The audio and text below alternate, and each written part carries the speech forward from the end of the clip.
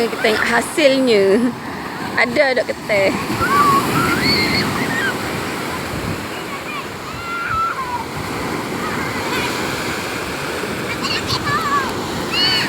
Oh, sampai tak ada.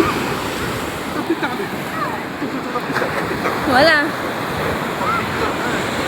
Hasil. Oh, ikan gede ada lagi. Oh, keteh. Pita ada. Sampai tak ikan wadah boleh. Yalah ikan. Mai keteh pula.